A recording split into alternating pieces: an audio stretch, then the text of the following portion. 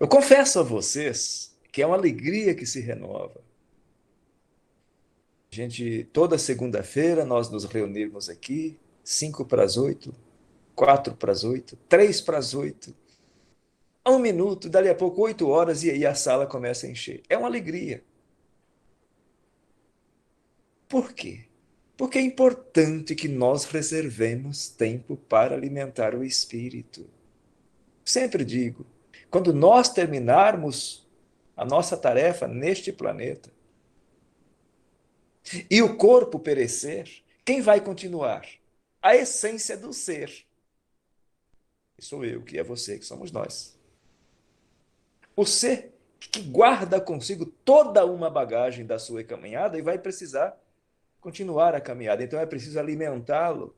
E ao fazer isso, aqui enquanto encarnados, nós nos fortalecemos para sentir a alegria de fazer aquilo que o Pai nos confiou a realizar enquanto de passagem por este planeta. Então é uma alegria muito grande. Uma página do Evangelho, mais outra página, e mais outra página. Nós vamos ampliando o nosso entendimento e abrindo os nossos horizontes da compreensão. E isso vai nos ajudar a viver melhor. O Evangelho é para isso. Então eu fico feliz que as pessoas que estão aqui conosco e outras que estão vindo estão aprendendo, absorvendo essa lição, a importância de nós alimentarmos o espírito. Dito isso, hoje nós vamos juntos estudar a segunda parte do capítulo 19, que foi objeto do estudo anterior. Hoje nós vamos fechar o estudo deste capítulo com a parábola da figueira seca. E depois as instruções. A fé, mãe da esperança e da caridade, e a fé divina e a fé humana. É mais uma parábola que está lá em Marcos, no capítulo 11, versículos 12, 13, 14 e 20 a 23. Quando Jesus caminhava com seus apóstolos, saíram de Betânia e Jesus, num dado momento, teve fome e viu ao longe uma figueira e caminhou para lá para ver se poderia nela encontrar alguma coisa. E tendo se aproximado, só encontrou folhas. E diz o texto bíblico, porque não era tempo de figos. Então Jesus disse à figueira, que ninguém coma de ti nenhum fruto. E os discípulos ouviram aquela fala de Jesus e foram embora. No dia seguinte, passando pela figueira, viram que ela havia secado até a raiz. E Pedro, lembrando-se das palavras de Jesus ditas anteriormente, perguntou, mestre, observou, mestre, vede como a figueira que haveis amaldiçoado tornou-se seca. E aí Jesus, tomando a palavra, disse a ele, tende fé em Deus. Eu vou-lo digo em verdade que todo aquele que disser a essa montanha, tira-te daí e lança-te ao mar. E dizendo isso sem hesitar, sentindo no seu coração, acreditando firmemente que tudo o que houver dito vai acontecer, ele verá com efeito acontecer. Está lá no Evangelho de Marcos, capítulo 11, versículos 12, 13, 14 e 20 a 23. E aqui nós estamos diante de mais uma parábola, de mais uma metáfora, que são aquelas histórias contadas para facilitar a nossa memorização da lição que deve ser extraída daquele. Jesus era muito hábil para implantar lições, falando do progresso moral, do progresso espiritual, do alimento espiritual, do compromisso e responsabilidade de cada um de nós enquanto de passagem por este planeta. Dizer nestas palavras seria atirar pérolas aos porcos, como ele mesmo disse. Então ele contava histórias, parábolas, metáforas, fazia comparações para extrairmos uma lição, que é o que nós vamos fazer agora estudando esta lição. O que isso tem a ver conosco? Ele dizer a uma árvore que ela não desse mais frutos e a árvore secou. Não é disso que nós estamos falando. Nós estamos falando do porquê. O que é que ele quis ensinar com aquele evento, com aquela ocorrência, com aquilo que os apóstolos testemunharam? O que é que ele quis ensinar? Entre outras tantas parábolas, esta é mais uma daquelas intrigantes em que as pessoas ficam questionando. Mas como é que pode isso acontecer? Também não é esse o objeto do nosso estudo, mas eu vou explicar, já para que a gente não deixe algumas interferências atrapalharem a nossa conexão. Lembra do estudo anterior? Vamos tirar as interferências. O mecanismo que nós ainda encontramos dificuldade para compreender é o mesmo daquele que, quando nós vamos à casa com uma indisposição, uma dor de cabeça, um mal-estar, entramos na sala de passe, recebemos o passe, fazemos uma prece, fazemos esta conexão e saímos de lá renovados. Quantas e quantas e quantas pessoas nos dão esse testemunho, e nós mesmos, muitas vezes. Então é esta energia que Jesus estava ensinando, que é importante que nós produzamos quando oramos. Aquilo que pedirdes em oração, com sentimento, acreditando, havereis de receber. Então a figueira seca, nesta lição trazida por ele, o Mestre Jesus, é uma metáfora que simboliza as pessoas que só têm aparências, que não produzem nada de bom, vivem de aparência e improdutividade, têm um verniz na superfície, um verbo muitas vezes belíssimo, mas um comportamento que não se conversa com, ou seja, a incongruência. Fala, mas a prática é outra. Fala uma coisa, mas a prática é outra. E Jesus foi muito contundente nessas lições. Então a figueira seca simboliza ainda todas aquelas pessoas que têm os meios de serem úteis e não o são. Por escolha. Optam por não fazer nada. E eu lhes asseguro, irmãos e irmãs aqui, presentes nesta sala, que estas escolhas, pelo prazer imediato, pelo imediatismo da matéria, que é passageiro, essa escolha é uma escolha infeliz. Porque aquelas pessoas que só encontram tempo para os prazeres materiais, quando concluir o tempo de permanência aqui no planeta, fizer a partida para o plano espiritual e despertar do outro lado, vão aprender, perceber, entender a falta que vai fazer não ter escolhido, ou melhor, planejado, cuidado de encontrar tempo para alimentar o espírito. Vai fazer falta. E eu digo isso com muita tranquilidade, porque sou um dos dialogadores, conversadores, que popularmente chamamos de doutrinadores das reuniões mediúnicas. Então eu recebi, nós, trabalhadores do grupo da mediunidade, recebemos dezenas de vezes, portanto, dezenas de criaturas que retornam para tomar consciência do porquê daquele seu estado de dor e de sofrimento. E muitos deles chegam reclamando de Deus.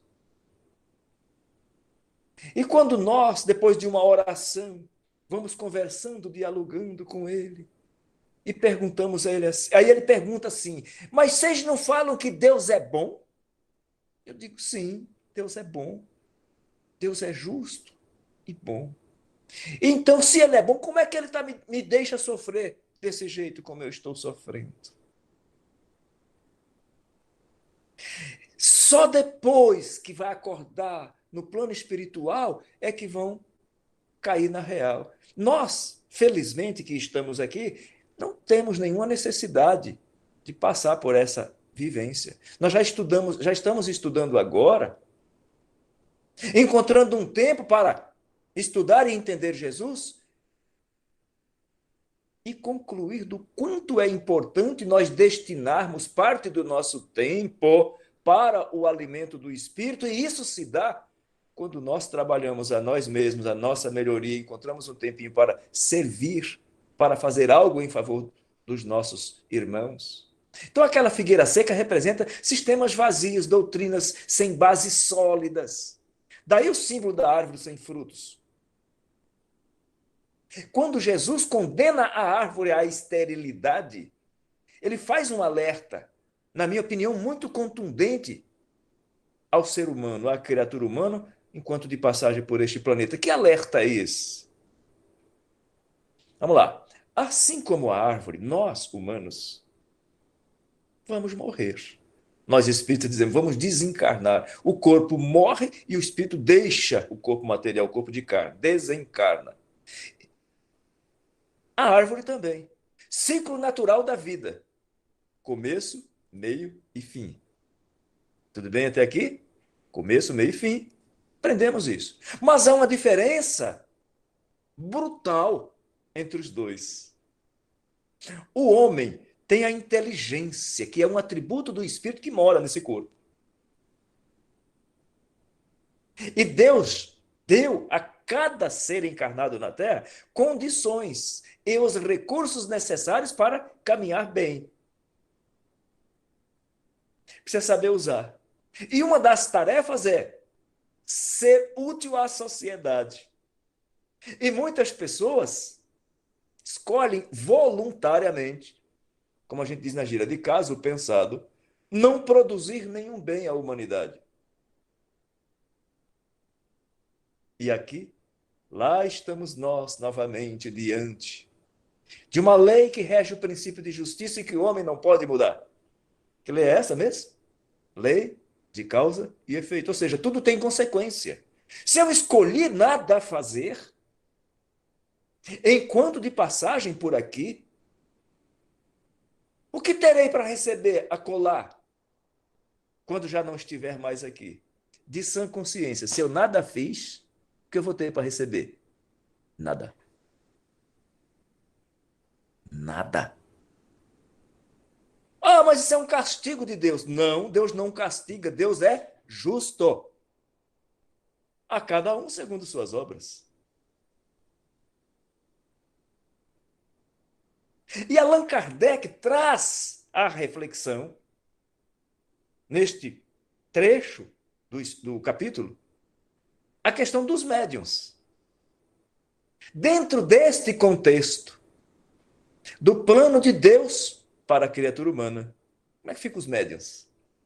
Qual é o seu enquadramento nesse contexto? Ou, por outras palavras, qual é o seu papel?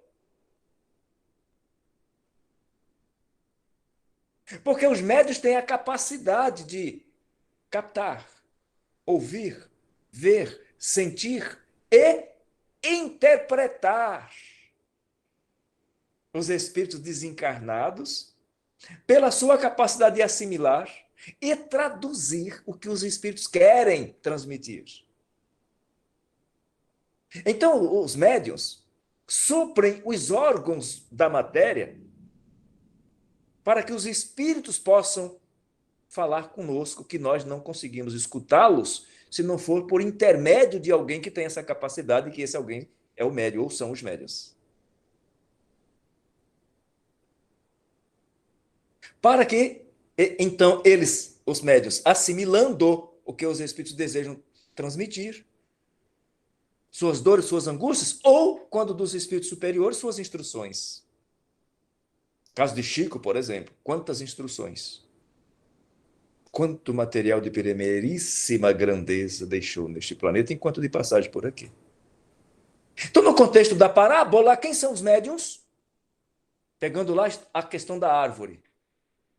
Os médiuns são as árvores que produzem frutos. para darem alimento espiritual aos seus irmãos de jornada. Se souberem aproveitar a oportunidade, se desejarem. Quando dominam o desculpismo, quando dominam a preguiça, justificativas de toda sorte, a procrastinação. Já me falaram que eu tenho que me matricular numa tarefa de altruísta, fazer o bem, fazer a caridade, mas eu vou deixar para depois, vou deixar para o ano que vem. Eu conheço algumas pessoas, Divaldo conta isso, de pessoas que passou uma vida dando desculpas. Cuidado, muito cuidado. Então, esses médios, com sua capacidade produtiva, eles estão em toda parte, em todos os segmentos da sociedade, em todos os países, classes sociais, ricos, pobres, grandes, pequenos. E por que isso? Para que toda pessoa sinta-se agraciada com a possibilidade de fazer o bem de alguma forma. Isso é para deixar claro que Deus provê, que todos são chamados a servir e a progredir. Mas precisa ser pela mediunidade? Nós estamos falando de fazer o bem, não necessariamente ver, ouvir ou escrever. Nós somos mediadores, por nosso intermédio, nós contribuímos com o outro, a partir daqueles que estão mais próximos de nós mesmos. Então, se o médium usa a faculdade mediúnica para servir a coisas fúteis ou nocivas, se eles colocam a sua faculdade mediúnica a serviço de interesses mundanos, irão produzir maus frutos. Se não utilizam a sua faculdade para o bem e nem para se tornarem pessoas melhores, são como a figueira estéril e não tem frutos.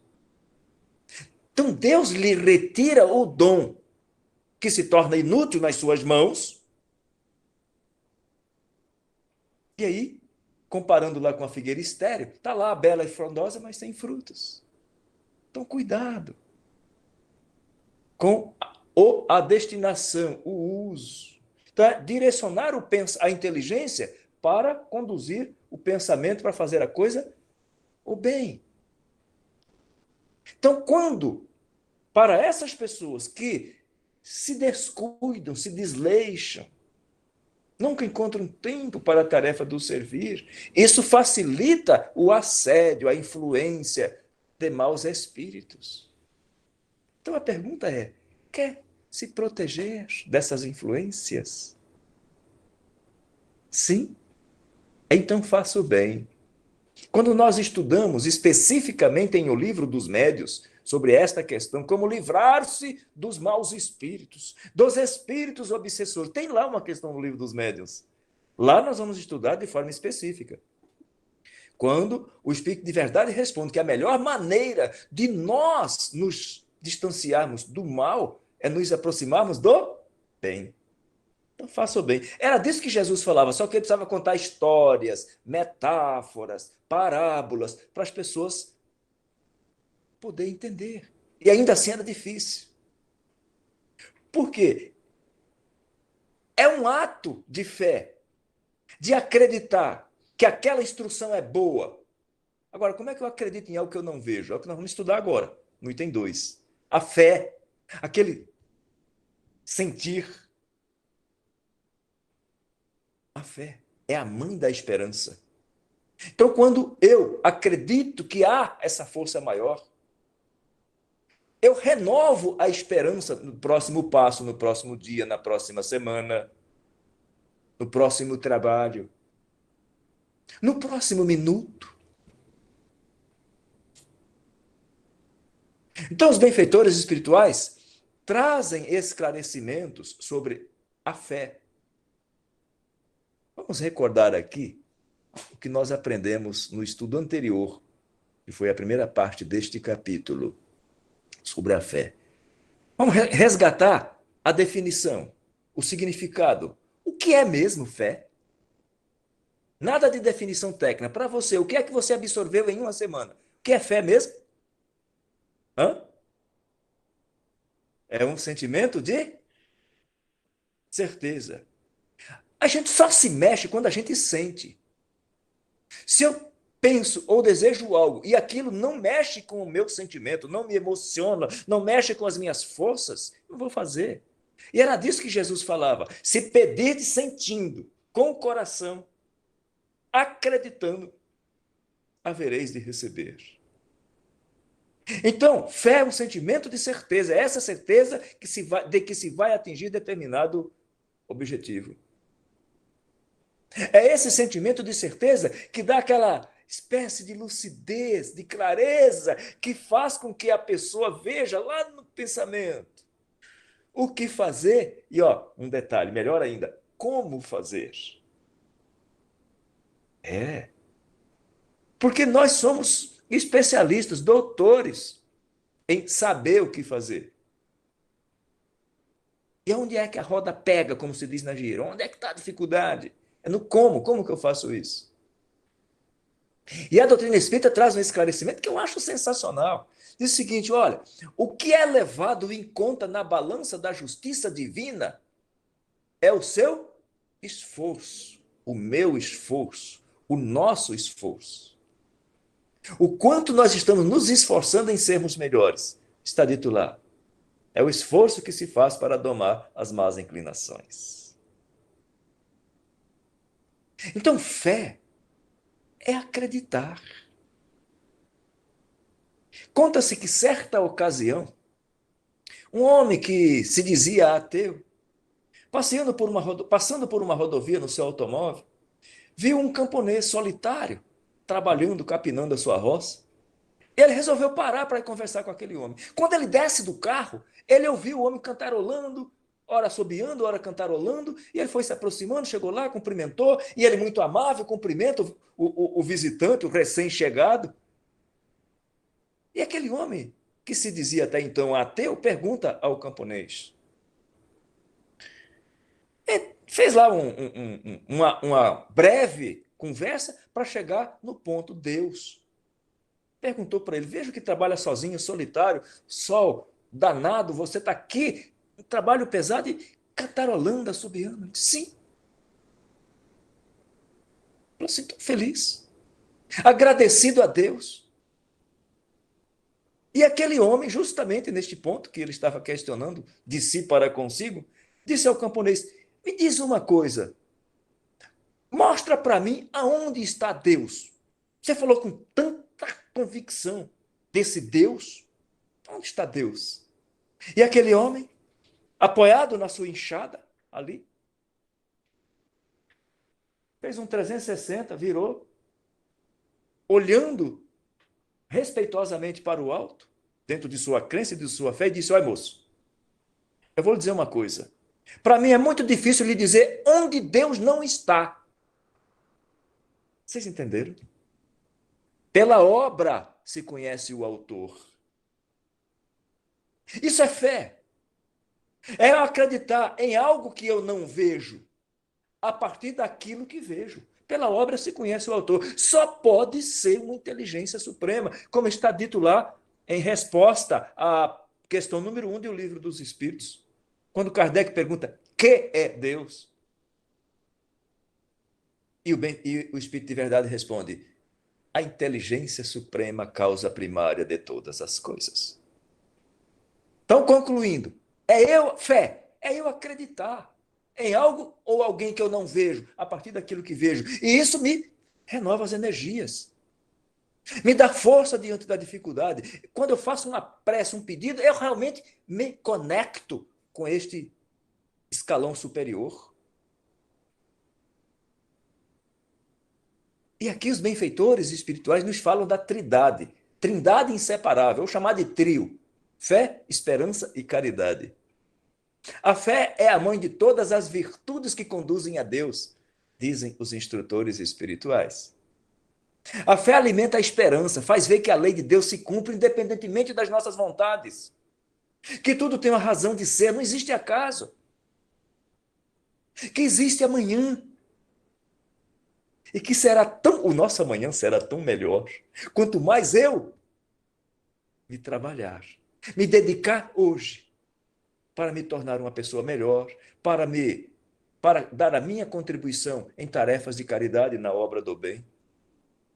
São muitos os testemunhos de espíritos que não acreditavam nessa lei. Como eu disse a vocês, lá na doutrinação, na conversa, no momento de oração, chamando para um diálogo, para a reflexão, para o entendimento. E muitos deles acordam ali no trabalho mediúnico. Mas espera lá, por que isso está acontecendo comigo? Muitos até se revoltam. E sabe por quê?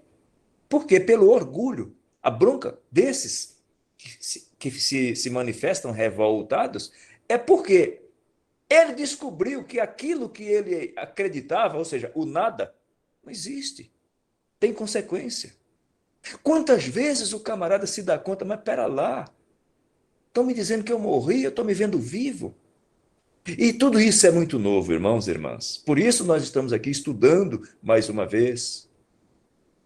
Hoje, o Evangelho. Quarta-feira, o Livro dos Médiuns. Quinta-feira, o Livro dos Espíritos. Sexta-feira, o Evangelho de novo. Domingo, Evangelho de novo. Sábado à noite, Evangelho, o Livro dos Espíritos. Quanto mais eu buscar, o que é que Jesus falou? Buscar é verdade. Quanto mais eu estudar, mais eu compreendo que não existe acaso, que tudo está sob o comando de uma lei maior.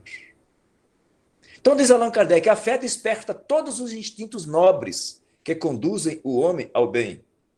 É a base da regeneração. É preciso mantê-la em base forte, sólida, durável, a fim de que não sofra abalo. E a vossa fé?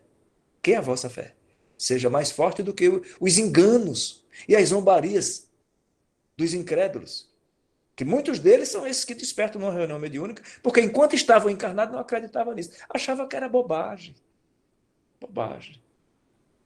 Então, quando nós aprendemos isso, e isso nos toca o coração das outras pessoas. Diferentemente de uma fé aparente, que não sensibiliza ninguém. Então, irmãos e irmãs, diz o benfeitor, dê o exemplo.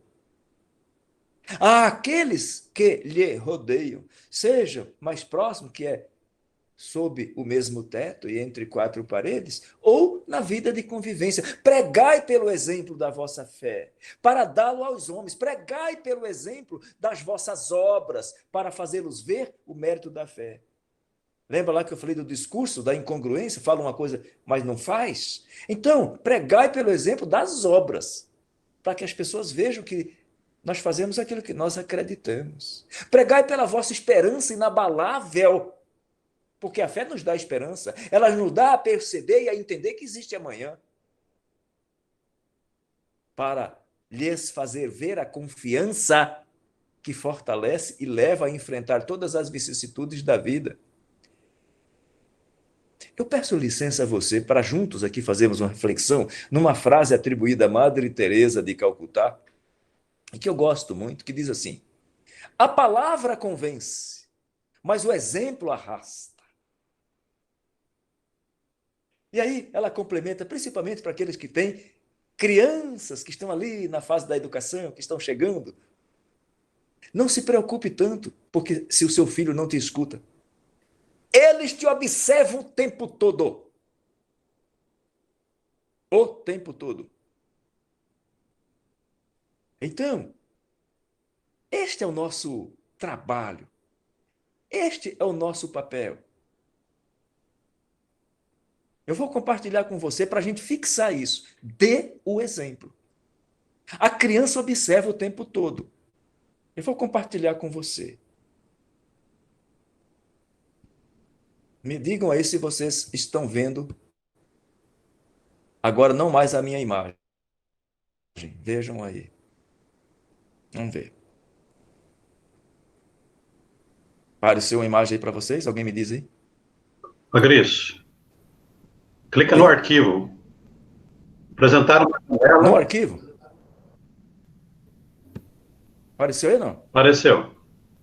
Agora? Sim? Apareceu, deu o exemplo. Grave bem essa imagem do bebê. O que ele tem na mão? Uma câmera Perceberam? fotográfica. Eles observam o tempo todo. E isso precisa estar muito, muito, muito, muito claro em nós. É a questão da congruência, de dar o exemplo. Então, dê o exemplo. Donizete, voltou? Eu não estou me vendo. Bom, Ah, voltou. Ok. Obrigado aí pelo apoio técnico. Então, nós vamos encontrar lá no Evangelho de Tiago, no capítulo 2, versículo 14. Meus irmãos, que adiantaria alguém dizer que tem fé se não tem obras? Não é cada um segundo seus créditos? Então, não basta só eu dizer, eu creio em ti. Ok, mas e você está cumprindo a tarefa para a qual veio nesse planeta? E ainda no mesmo capítulo, o evangelista diz o seguinte: assim também a fé, se não tiver obras, ela é por si só morta. Por isso Jesus foi tão contundente. Quanto mais nós entendermos isso, quanto mais nós acreditarmos, o que vai acontecer? Nós elevamos a nossa capacidade de conectar com a energia boa, que fortalece a alma, que nos dá coragem, que nos faz mais fortes diante da dificuldade. A fé é um sentimento inato. Nós carregamos, todos nós temos a centelha divina dentro de nós. Todos nós. Dessa certeza da destinação futura. É a consciência que temos das faculdades imensas, cujo germe foi depositado lá na nossa origem, na nossa criação, latente. Imagina uma semente que você põe na palma da mão e você olha aquela semente, você está vendo só uma semente. Só que lá dentro dela tem a árvore. Bela e frondosa e formosa. Lá do futuro. Assim o progresso espiritual. É eu saber que este passo do aqui e agora é a base, o alicerce do próximo, do outro, de uma caminhada, de uma existência e das existências milenares. Então essa fé, ela pode ser divina ou humana. O aspecto religioso dela é porque Jesus pregou como uma alavanca poderosa para alimentar o espírito. Só que ele, Jesus, nas suas andanças, pelos milagres que ele fez, ele mostrou que o homem também pode fazer, se ele tiver fé. Foi o que o Pedro falou, mas senhor, você viu lá como secou? Ele falou, então, se você tiver fé, aquilo que você pedir fervorosamente vai acontecer. Então é preciso a vontade de querer, diz os instrutores espirituais. Que é isso? É aquela certeza, aquele sentimento de que realmente nós desejamos e vamos trabalhar para que aconteça. Então nós podemos fazer verdadeiros milagres? Sim. Quando? Quando tiramos as interferências. Lembra que eu falei? As interferências morais, que atrapalham a nossa conexão superior. Quando nós tiramos essas interferências do campo mental. Quando nós alinhamos o pensamento com confiança, firmeza, determinação, colhemos o benefício. Lembram da montanha referida por Jesus? Que nós já estudamos? A montanha das nossas imperfeições? Quando o apóstolo perguntou, mas mestre, por que nós não podemos curá-lo? Jesus disse, por causa da vossa incredulidade. Ou seja, a incredulidade e a dúvida abrem brechas para as interferências. E aí tira o foco. Então Jesus falou das imperfeições morais, que atrapalham a nossa conexão, a nossa sintonia elevada com a energia espiritual medicamentosa, com a energia curativa. E assim, em algum momento, nós trabalhamos a confiança em nós mesmos. Nós estamos falando da fé humana. Ou seja, de acordo com o uso das suas faculdades, aplicadas às necessidades terrestres, nós estamos falando de uma relação, de um comportamento mais humano. Ou quando eu elevo o pensamento ao alto, a Deus, às aspirações espirituais. Quando eu me sinto encorajado, acreditando mais em mim, e eu tomo a decisão de entrar em ação, as conquistas, os sonhos, eu estou mais no terra a terra, nesse relacionamento mais humano. Orar fervorosamente com a certeza de que Deus fortalece a alma na luta, diante dos desafios necessários ao progresso. Eu já falei aqui outro dia que os desafios, quando enfrentados com perseverança, lembram? Nos fazem mais fortes.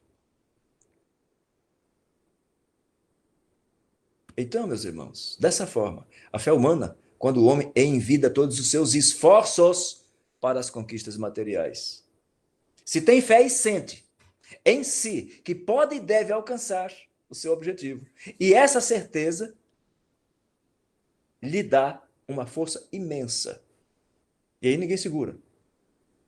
Agora, quando ela é divina, quando ele, um homem de bem, acreditando no seu futuro espiritual, deseja preencher a sua vida presente com ações nobres. Encontra em sua fé e na certeza da felicidade que o aguarda, e eu vou explicar isso, a força necessária para realizar a caridade e o devotamento, a abnegação, o desprendimento. É que todas as vezes que nós contribuímos, que nós trabalhamos para servir, para ser útil a alguém, nós experimentamos uma alegria extraordinária. Isto é da lei de causa e efeito. Não é questão de fazer só para receber.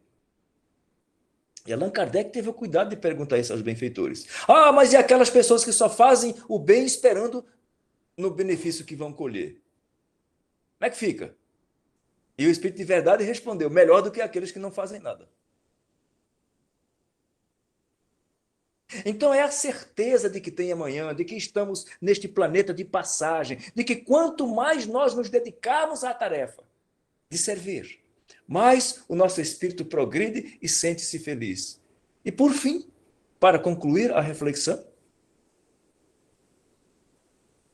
e levar para o travesseiro essa, com a fé, nessa força, nessa lei maior que comanda todas as outras leis no universo. Os obstáculos serão vencidos. Todos os obstáculos serão vencidos. Posso lhes assegurar sem medo de errar. Sem a fé, tudo ficaria muito mais difícil. E assim, para concluir, nós vimos até aqui. Parábola da figueira seca, que é o símbolo das pessoas que vivem de aparências. Nada produz de bom para a humanidade. 2. A fé, mãe da esperança e da caridade. Mãe das virtudes que nos conduzem a Deus. Eu me recordo que o apóstolo Paulo disse o seguinte, a mais excelente é a caridade. Pense nisso. Por fim, 3. A fé divina e a fé humana. A fé em si mesmo e a fé na proteção espiritual. Dito isso, gratidão a Deus por nos permitir esta bênção desses minutos juntos. Nós vamos agora para o espaço ou o intervalo reservado para perguntas, se houver, e na sequência, aguenta aí mais um minutinho, nós vamos fazer aquele trabalho juntos, de buscar conexão, de pedir a Deus o de que necessitamos, com essa certeza de que cada um vai receber aquilo de que já é credor. Pô, eu posso pedir o que eu quiser? Pode. Nós vamos receber de acordo com aquilo que nós já somos merecedores. É preciso ter esse entendimento. Aberto para perguntas.